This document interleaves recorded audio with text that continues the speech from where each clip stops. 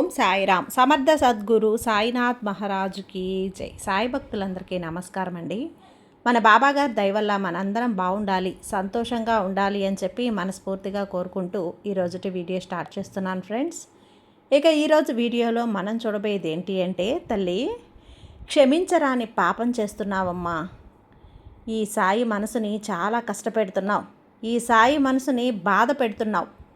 ఈ సాయి మనసు ఒక్కసారి విరిగిపోయింది అంటే మళ్ళీ జన్మలో నీ కంటికి కనపడదు. ఎందుకంటే ఇలాంటి హెచ్చరింపులు నీకు చాలా చేశాను.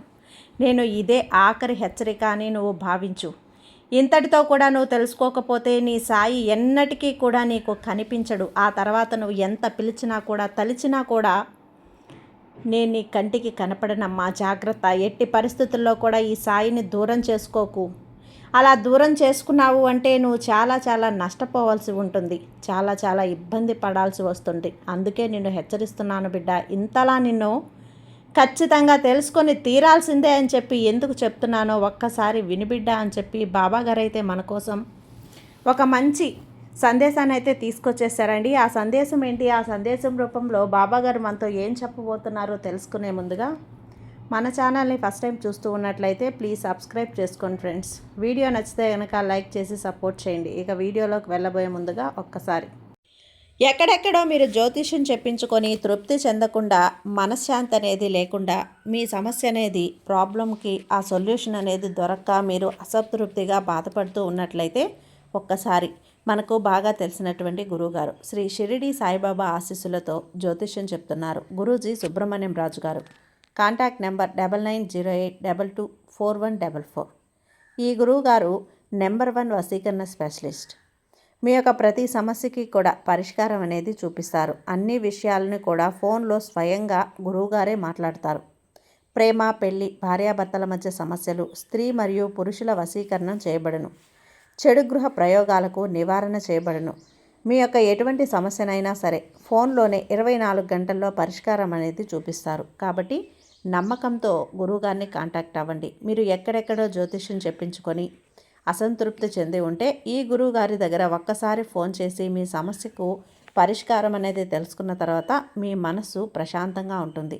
కాబట్టి నమ్మకంతో కాల్ చేయండి గురువుగారికి. సుబ్రహ్మణ్యం రాజు గారు, నెంబర్ 1 వశీకరణ స్పెషలిస్ట్. Contact number 9908224144. ఇక వీడియోలోకి వచ్చేస్తే తల్లి, ఈరోజు ఈ సాయి మనసు చాలా బాధపడుతుందమ్మా. చాలా కలత చెంది ఉంది. ఈ బాధకు, ఈ కలతకు కారణం ఎవరో తెలుసా? నువ్వే. నువ్వు చేస్తున్న పనులే. నువ్వు తెలిసి చేస్తావో తెలియక చేస్తావో తెలియదమ్మా.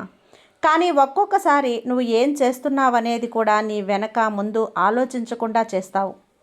అది ఆశతో చేస్తావో అత్యాశతో చేస్తావో కానీ నువ్వు చేసే ఆ పనుల వలన నీ సాయి మనసు చాలా బాధపడుతోంది. నా బిడ్డ ఏంటి ఇలా చేయటం ఏంటి అని ఎంతగానో విచారిస్తున్నాను తల్లి. ఇప్పటికే చాలాసార్లు హెచ్చరించాను కూడా.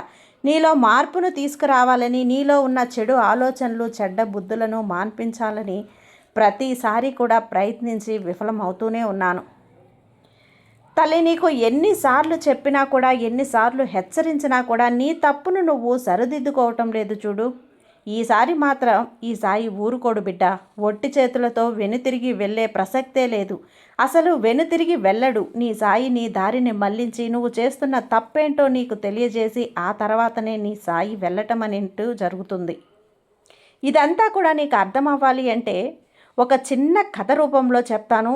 ఎందుకు అంటే నువ్వు ఇలానే చేస్తూ ఉన్నావు అంటే గనక నీ జీవితంలో ఇలానే జరుగుతోంది. కాబట్టి నీకు ప్రతీదీ కూడా అర్థం అవ్వాలి. నువ్వు జాగ్రత్త పడాలి. ఇంకా ఎప్పుడూ కూడా ఏ విషయాల్లో కూడా నువ్వు నష్టపోకూడదు. కాబట్టి ఈరోజు నీకు ఈ కథనైతే చెప్పడం మొదలు పెడుతున్నాను. ఒక యువ పండితుడు కాశీలో విద్యను అభ్యసించడానికి వెళ్తాడు.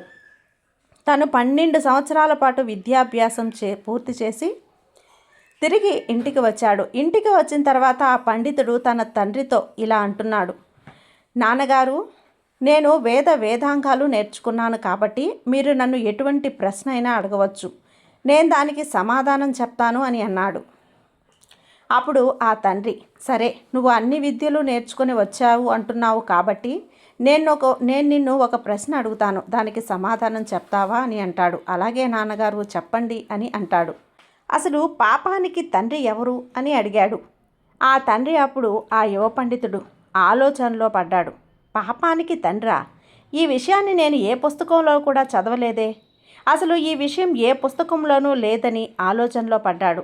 ఎలాగైనా సరే ఈ విషయం తెలుసుకోవడానికి ఆ యువ పండితుడు రాత్రంతా కూడా కూర్చొని అనేక పుస్తకాలు చదివాడు. ఎంతగానో ఆలోచించాడు. కానీ ఎన్ని పుస్తకాలు చదివినా, ఎంత ఆలోచించినా కూడా సమాధానం దొరకలేదు.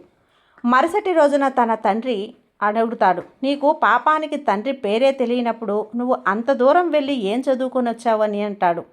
తండ్రి మాటలు విన్న యువకుడు, నాన్నగారు మీరేం చింతించకండి, నేను ఎలాగైనా పాపానికి తండ్రి పేరేమిటో తెలుసుకుని వస్తాను అని మళ్ళీ ఆ యువ పండితుడు కాశీకి బయలుదేరాడు. దారిలో తనకు చాలా దాహం వేసింది. ఒక నగరంలో తనకు ఇల్లు కనిపించింది. ఆ యువ పండితుడు అక్కడున్నటువంటి ఆ ఇంటికి వెళ్తాడు. నేను చాలా దూరం నుంచి వస్తున్నాను, నాకు కొన్ని మంచినీళ్ళు ఇవ్వండి అని అడుగుతాడు. అప్పుడు ఒక స్త్రీ అతనికి కొన్ని మంచినీళ్లను తీసుకొని వచ్చి ఇస్తుంది. ఆ యువ పండితుడు తాగిన తర్వాత, ఇది ఎవరి ఇల్లు, మీరు ఎవరు అని ఆమెను అడుగుతాడు. ఇప్పుడు ఆ స్త్రీ, మీరు ఈ నీళ్లు తాగకముందే ఈ ప్రశ్న అడగాల్సింది కదా, ఇప్పుడు అడుగుతున్నారు, కానీ చెబుతాను వినండి. ఈ ఇల్లు ఒక వేశ్యది, నేను ఒక వేశ్యని అని చెబుతుంది. ఇది విన్న యువ పండితుడు, నేను చాలా పెద్ద అపరాధం చేశాను, నేను ఒక వేశ్య ఇంట్లో నీళ్లు తాగాను, నేను మహాపాపానికి తండ్రిని వెతుక్కుంటూ నేను ఇంకా పాపాత్ముడినయ్యాను అనుకుంటూ ఉండగానే ఆ వేశ్య అంటుంది, ఇంతకీ మీరెవరు, ఎక్కడికి వెళ్తున్నారు అని అడిగింది ఆ వేశ్య. అప్పుడు ఆ పండితుడు మొత్తం విషయం అంతా కూడా ఆ వేశ్యతో చెప్పి, నేను పాపానికి తండ్రి పేరు తెలుసుకోవటానికి కాశీకి వెళ్తున్నాను అంటాడు. అప్పుడు ఆ వేశ్య, ఇతను 12 సంవత్సరాలు చదువుకుని వచ్చాడు, అయినా కూడా పాపానికి తండ్రి పేరేమిటో తెలియలేదు. ఇప్పుడు మళ్ళీ కాశీకి వెళ్తే మాత్రం పాపానికి తండ్రి పేరు ఇతనికి ఎలా తెలుస్తుంది అని మనసులో అనుకుంటుంది. ఈ పండితుడు నా దగ్గరకు వచ్చాడు కాబట్టి సమాధానం ఏంటో నేను ఇతనికి చెప్తే సరిపోతుంది కదా అని చెప్పి మనసులో ఆలోచించి ఆ వేశ్య పండితుడితో, మహాత్మా, నీకు పాపానికి తండ్రి పేరు తెలుసుకోవాలని ఉన్నట్లయితే మీరు కాశీకి వెళ్ళాల్సిన అవసరం లేదు, పాపానికి తండ్రి పేరు నేనే చెబుతాను. అది అప్పుడు ఆ పండితుడు, నువ్వు నాకు ఆ పేరు చెప్పావంటే గనక నేను అంత దూరం వెళ్ళాల్సిన అవసరం ఉండదు అని అంటాడు.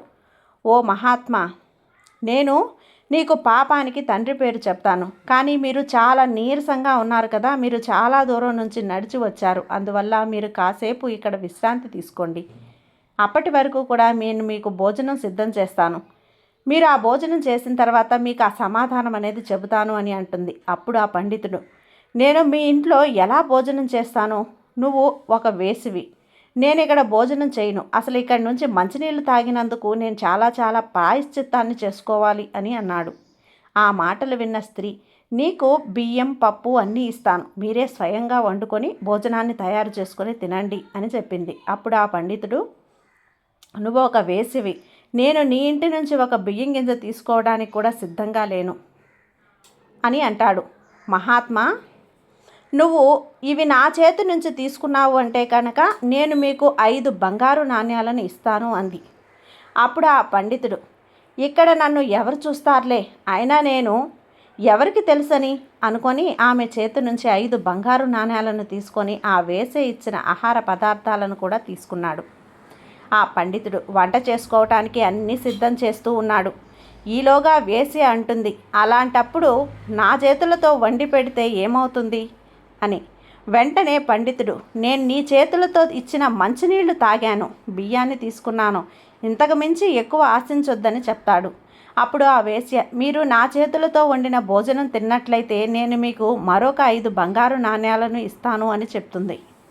మళ్ళీ ఆ పండితుడు, నేను ఇక్కడ భోజనం చేస్తే నాకు మరొక 5 నాణ్యాలు వస్తాయి కదా, అప్పుడు మొత్తం 10 నాణ్యాలు అవుతాయి, అయినా నేను ఎవరికీ తెలుసని ఇక్కడ ఎవ్వరికీ తెలియదు కదా అనుకొని, సరే నేను నీ చేతులతో వండిన భోజనం తింటాను, కానీ నువ్వు స్నానం చేసిన తర్వాతనే భోజనం సిద్ధం చెయ్యి అన్నాడు.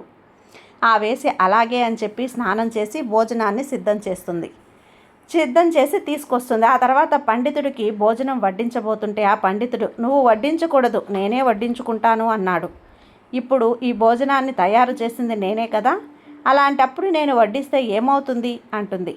లేదు, నువ్వు వడ్డించిన భోజనాన్ని నేను తినను అన్నాడు. పండితుడు. అప్పుడు ఆ వేశ్య, నువ్వు నా చేతులతో తినిపించిన భోజనం తింటే నేను మరొక 5 బంగారు నాణేలను ఇస్తాను అంటుంది. దానికి కూడా సరే అంటాడు పండితుడు.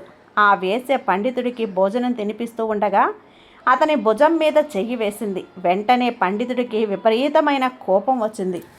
నువ్వు చాలా అపరాధం చేస్తున్నావు అన్నాడు. అప్పుడు ఆ వేశ్య, నేను ఇలాంటి అపరాధం చేయలేదు. నేను నువ్వు వెతుక్కుంటూ వచ్చినటువంటి దానికి సమాధానం చెప్తున్నాను. నిజానికి అపరాధాలన్నీ నువ్వే చేశావు. నువ్వు మా ఇంట్లో నీళ్లు తాగావు, భోజనం కోసం సామాన్లు తీసుకున్నావు, మా ఇంట్లో వండిన భోజనాన్ని తిన్నావు, నా చేతులతో తినిపిస్తే భోజనాన్ని తిన్నావు. ఒక వేసే ఇంట్లో మీరు ఇలాంటివి చేయకూడదు కదా, కానీ మీరు ఎందుకు చేశారు అని అడిగింది. అప్పుడు పండితుడు, నువ్వు చూపించిన ప్రేమ వల్లే ఇదంతా చేశాను అని చెప్పాడు. నేను చూపించిన ప్రేమకు కాదు, నేనిచ్చిన బంగారు నాణ్యాల మీద నువ్వు లోభ్యంతో మా ఇంట్లో భోజనం చేయటానికి సిద్ధమయ్యావు. చివరికి నా చేతిలో తినడానికి కూడా ఒప్పుకున్నావు. ఇదే పాపానికి తండ్రి. నువ్వు లోభ్యంతో చేయకూడని పనులన్నీ కూడా దురాశతో చేశావు కదా, దురాశతో చేయకూడని పనులన్నీ చేశావు. నువ్వు ఏదైతే పాపాలు అంటుకున్నాయన్నావో వాటన్నింటినీ కూడా నువ్వే చేస్తున్నావని చెప్పింది. ఆ వేశ్య చెప్పినటువంటి మాటలకి పండితుడు అజ్ఞానంతో మూసుకుపోయినటువంటి తన కళ్ళు తెరుచుకున్నాయి. వెంటనే ఆ వేశ్య పాదాల మీద పడి, వేశ్య కాదు మీరు నా గురువు. 12 సంవత్సరాలు నేను కాశీలో విద్యను అభ్యసించిన తర్వాత నాకు సమాధానం దొరకలేదు, కానీ మీరు నాకు ఒక్క క్షణంలో తెలియజేశారు పాపానికి తండ్రి ఎవరు అనేది. నాకిప్పుడు పూర్తిగా అర్థమైంది. పాపానికి తండ్రి లోభత్వం అని అంటాడు. లోభత్వానికి గురై చేసే పనులన్నీ కూడా శాస్త్ర విరుద్ధమే. అందువల్లే ఇవన్నీ పాపాల కింద పరిగణించబడతాయని ఆ వేశ్య ఆ పండితుడికి జ్ఞానోదయం కలిగించింది. బిడ్డా, విన్నావు కదా, నేను చెప్పింది మొత్తం విన్నావు కదా, ప్రతి మాట ప్రతి అక్షరం విన్నావు కదా, అందులో ఎంత అర్థం దాగి ఉందో అర్థం చేసుకున్నావా, తెలుసుకున్నావా? నీ జీవితంలో కూడా ఇలానే చేస్తున్నావు, ఇంతకన్నా ఘోరంగా చేస్తున్నావు. డబ్బు మీద మోజుతోనో వ్యామోహంతోనో, పదవి మీద వ్యామోహంతోనో కాంక్షతోనో నీ చుట్టూ ఉన్న వాళ్లను తొక్కుతూ నువ్వు పైకి ఎక్కాలని ఎదగాలని చూస్తున్నావు. ఎంతవరకు అది న్యాయం బిడ్డ? నువ్వే ఆలోచించు. ఎప్పుడూ కూడా మనతో ఉన్నవాళ్ళు మనం సంతోషంగా ఉన్నప్పుడే ఆ సంతోషంలో నిజమైన సంతోషం కనిపిస్తుంది. అలా కాకుండా నీ చుట్టూ ఉన్నవాళ్ళు బాధలో ఏడుపులో ముంచేసి వారిని నువ్వు మాత్రమే సంతోషంగా నవ్వుతూ కేరింతలు కొడుతూ దీని దినాభివృద్ధి చెందుతూ ఉంటే అది కూడా ఒక విజయమేనా? ఆలోచించు. నువ్వు ఇలా చేయట్లేదా? నీ కింది స్థాయి వాళ్ళని, నీతోటి వాళ్ళని, వాళ్ళందరినీ అనగదొక్కి నువ్వు పైకి రావాలని చూడట్లేదా? వారికంటే నేను మిన్నగా ఉండాలి అని ఎన్నో చెడు ఆలోచనలు చేయట్లేదా? ఆలోచించు బిడ్డ. ఇంత చదువు సంస్కారం ఉండి నువ్వేం చేస్తున్నావు? ఎప్పుడైనా ఆలోచించావా?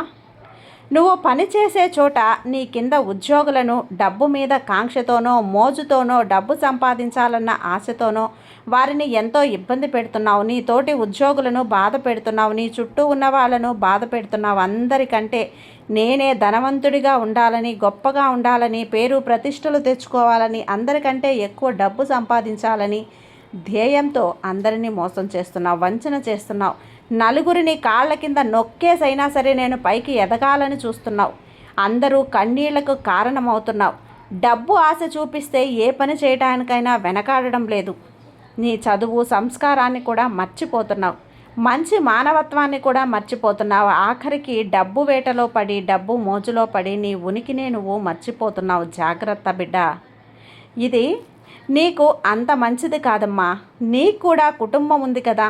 నువ్వు కూడా మంచిగా మానవత్వంగా సంపాదించినటువంటి డబ్బుతోనే నీ కుటుంబం ఎప్పుడూ కూడా సుఖంగా సంతోషంగా ఉంటుందని గుర్తుంచుకో. నువ్వు ఇలా ఒకరిని కన్నీటికి కారణమైతే, ఒకరిని బాధ పెట్టి ఏడిపిస్తూ నువ్వు సంపాదిస్తే ఆ సంపాదనతో నీ కుటుంబం ఎప్పటికి కూడా ప్రశాంతంగా ఉండలేదు, ప్రశాంతంగా జీవించలేదు. వారికి ఏదో ఒక మానసిక సమస్య అన్నది వాళ్ళని తొలిచేస్తుంది తల్లి. నీ కుటుంబానికి ఆ మానసిక వేదనను నువ్వు ఇవ్వకు బిడ్డ. మంచిగా సంపాదించు. నువ్వు నీతో పాటు నలుగురు బాగుండాలని కోరుకో. అప్పుడు నీ సాయి నీకు కావలసినంత, నువ్వు కోరినంత మించి నీకు అందిస్తాడు. ఇది నీకు ఆఖరి హెచ్చరిక తల్లి. ఇప్పటికైనా మేలుకో. ఇన్నాళ్ళుగా నా బిడ్డవనే ఓపికతో అన్నీ చెబుతూ వచ్చాను. ఇప్పటికైనా నిన్ను నువ్వు మార్చుకోలేకపోతే నీ సాయి మనసు విరిగిపోతే మళ్ళీ జన్మలో నీ సాయి నీ కంటికి కనిపించడు. ఆ తర్వాత నువ్వు ఎంత పిలిచినా తలచినా కూడా వ్యర్థమే తల్లి. జాగ్రత్త. ఇదైతే నీకు ఆఖరి హెచ్చరికమ్మా. జాగ్రత్తగా ఉండు బిడ్డ. ఈ బాబా మీద నమ్మకంతో ఉండమ్మా. నీకు అంతా మంచి జరుగుతుంది. నీ సాయి నీకు తోడుండగా నీకు భయం ఎందుకు చెప్పు. సర్వే జన సుఖినో భవంతు. జై సాయిరామ్.